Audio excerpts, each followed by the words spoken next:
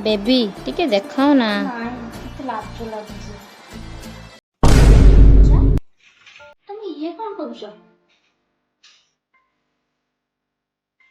ଆଉ ହଁ, ତମେ ଯଦି କାହାକୁ ଭଲ ପାଉଛ ସେଇଟା ମୁଁ ତମକୁ ମନା କରୁନାହିଁ, କିନ୍ତୁ ଭଲ ପାଇବାରେ ଦେହ ଦେଖେଇବା ସେଇଟା ଆଦୌ ଭଲ କଥା ନୁହେଁ।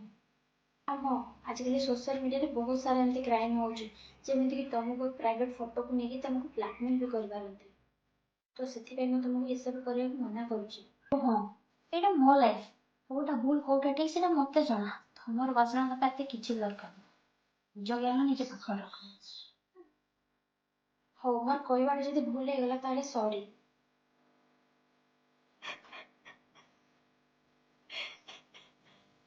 ପୂଜା ଖାଇ କଣ ହେଲା ପୂଜା?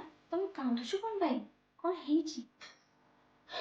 ଭାଉଜ, ତମେ ଯାହା କହୁଥିଲ ଏକଦମ ଠିକ କଥା। ସେ ପୁଅ ମତେ ଏବେ ବ୍ଲାକମେଲ କରୁଛି। ମୋର ଭୁଲ ହେଇଛି ଭାଉଜ। ତମ କଥା ଯଦି ମାନିଥାନ୍ତି ଆଜି ମୋର ଏମିତି ଅସୁବିଧା ହେଇନଥାନ୍ତା।